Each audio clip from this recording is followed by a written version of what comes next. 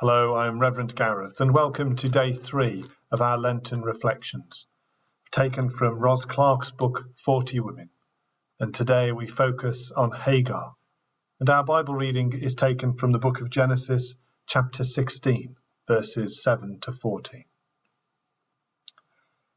The angel of the Lord found her by a spring of water in the wilderness, the spring on the way to Shur.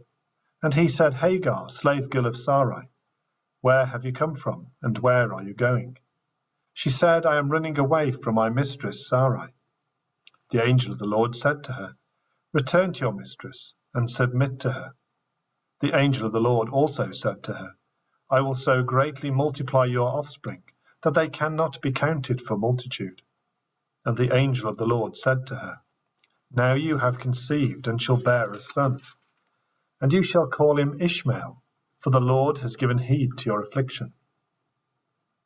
He shall be a wild ass of a man, with his hand against everyone, and everyone's hand against him, and he shall live at odds with all his kin. So she named the Lord who spoke to her, You are Elroy.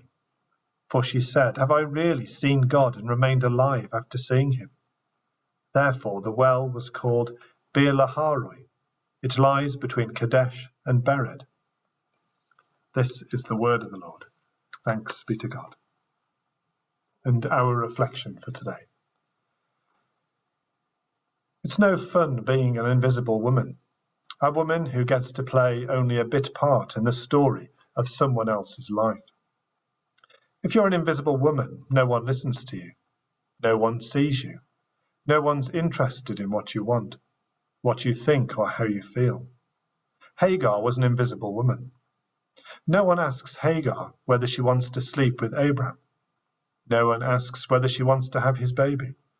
No one asks whether she's fine with handing her baby over to another woman. Hagar doesn't matter.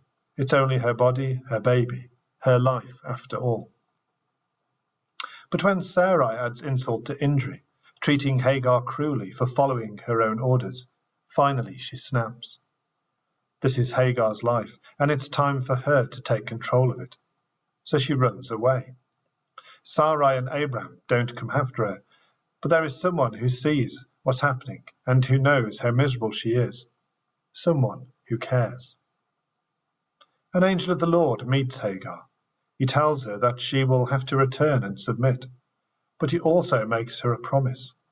Her descendants, just like Abraham's, will be too numerous to count. Hagar's son won't be forgotten. Her son won't be nothing.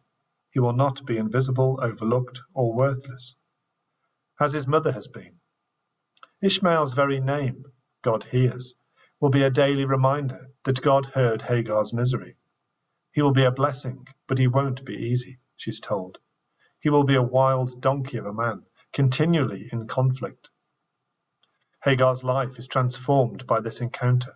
It's not just the promises about her baby. It's something far more profound. For the first time, the invisible woman has been seen. She gave this name to the Lord who spoke to her. You are the God who sees me. For she said, I have now seen the one who sees me. God sees Hagar. She isn't invisible to him. Her story matters to him. He listens. He cares. God sees you. You aren't invisible to him. You aren't overlooked by him. You aren't worthless to him. Your story matters to him. He sees, he listens, he cares. There's no happy ending to Hagar's story. She still has to go back to Sarai and her cruel taunts. She still has to give birth to Ishmael, knowing he's going to be hard work. But she's not invisible anymore. She's been seen. She can hold her head up high. She has seen the one who sees her. In God's eyes, there are no bit-part actors. There are no invisible women. You matter, he cares, he sees. So we have a few things for reflection. Do you ever feel as if you are only a bit part in someone else's story? Do you think other people might feel like that about you?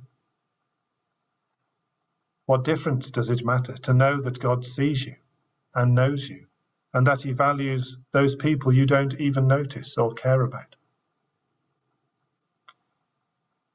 So let us end with a prayer. O God, who sees us, who knows us in our inmost being, who values and cares for us in every way, you know the people we have overlooked. You value and care for the people we have counted worthless.